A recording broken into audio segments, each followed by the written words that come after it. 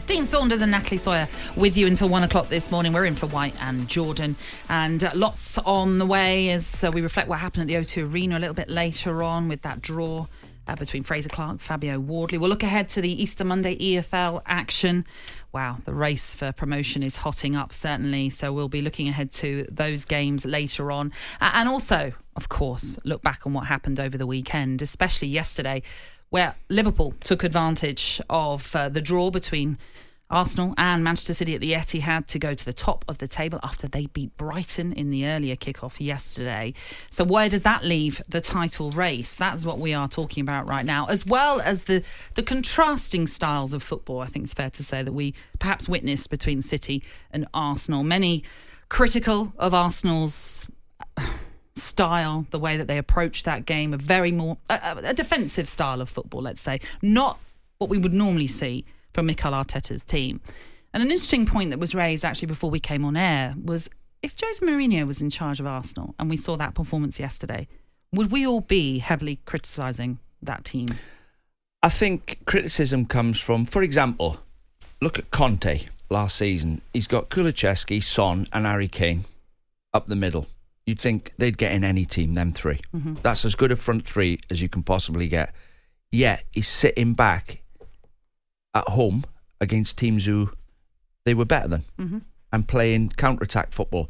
So I think fans, when they see that your players are better than the opposition and he's sitting back, that's when they get frustrated. But if you Arteta and he looks at Man City and thinks, who's got the biggest guns here? We've both got big guns, but who's got the biggest? If we have a shootout, we'll score more than you. Who's going to win this battle?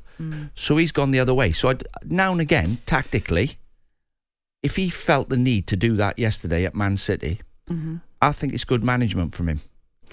Yeah, absolutely. Look, and it's meant they've come away with a point, and a vital point in this title race, absolutely. There will be others, and look, we've had Sid the Villa fan, thank you very much for your message this morning, saying loads of teams go at City and get results. He's saying about his own team. Aston Villa, of course, did that earlier this season when they beat City 1-0 at Villa Park through Leon Bailey's only goal of the game. He says they got it totally wrong tactics-wise, Arsenal. You go back to the last team that beat City at the Etihad. Brentford. We surprised them because we went at them front-footed at the start, which I think surprised City. Now, I remember I think we had a chance in the first 5 minutes, something like that. And I'm there and I'm thinking, what are we doing? This is not how we should be approaching this game, because naturally, as a team, especially of my side's ilk, you're going to go there setting up quite defensively. Now, that wasn't quite how we started that game.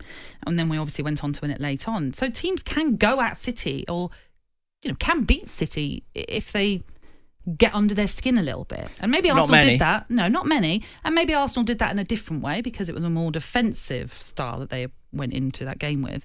But obviously some people would also say, but that's quite a negative, nervy way of going into a game of such magnitude. Well, if I was Brentford, Everton, Burnley, Sheffield United, it would cross my mind if I was the manager thinking, right, if we sit back here, 10 men behind the ball and try and hang on for 90 minutes, history tells you that Man City always score. Yes. At home, especially at home. Yeah, they'll break you down, yeah. So, obviously my defence can't cope with Haaland, Silva and Foden. My defenders, say it was Sheffield United, you would be thinking, as Chris Wilder would be thinking, if I leave them four on the halfway line on their own and start attacking, those three are going to cut us up and we'll end up getting beat 3 or 4. So, you can think to yourself, we've got nothing to lose. Why don't we get on the front foot from the kickoff, as Man City's goalkeeper gets the ball, full court press. Yeah. Let's try and nick the ball off them early, like a boxing match when you catch somebody cold in the first round. Try and get 1 or 2-0 up, and then try and hang on.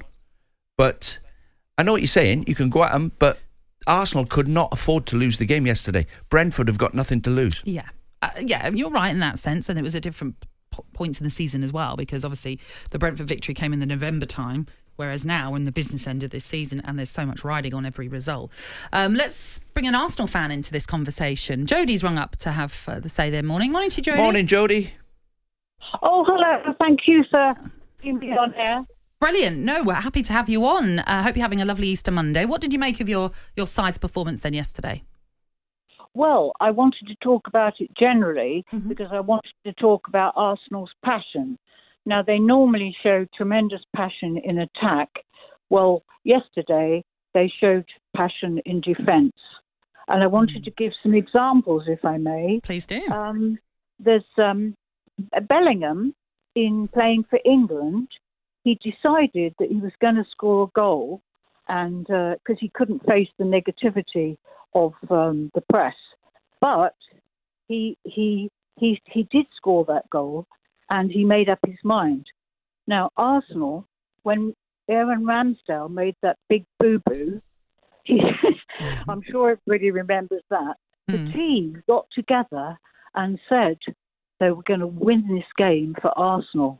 So they decided as a team with their passion what they could do. And I think passion is very, very important. And I think the biggest example of that was years ago when Leicester won the Premier League. And I think passion can get you anywhere.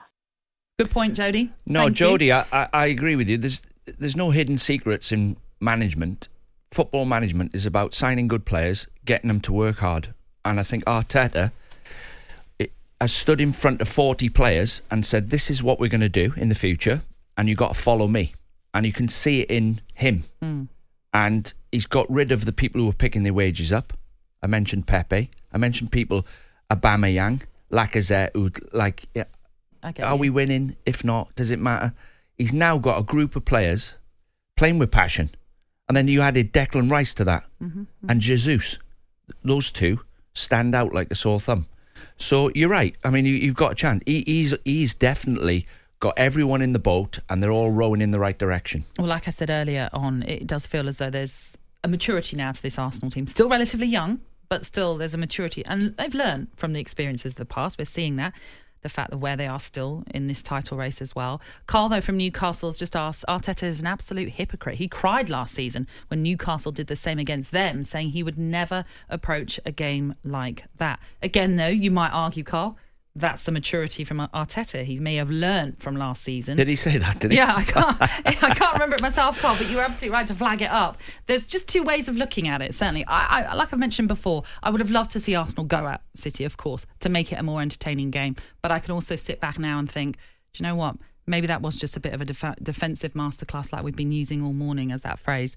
We'd still love to know your opinions on it, of course. You can call us on 03717 223344. 81089 is the text number. Are Liverpool now in pole position? Definitely. They've hurt each other yesterday. The draw, 2 points and Liverpool winning. So nobody can stop Liverpool, only Liverpool. You know, if they beat themselves. But they should, looking at the fixture list, it shouldn't be a problem. They're getting players back fit. Yeah. Well, passion was the one word that Jody used there to describe Arsenal. Is passion something that's lacking from Manchester United and from Chelsea as well? That's what we're going to talk about. But please keep your views coming into us because I'd love to hear from you this Easter Monday here on talkSPORT. On AM, on DAB, via the talkSPORT app and on your smart speaker. talkSPORT.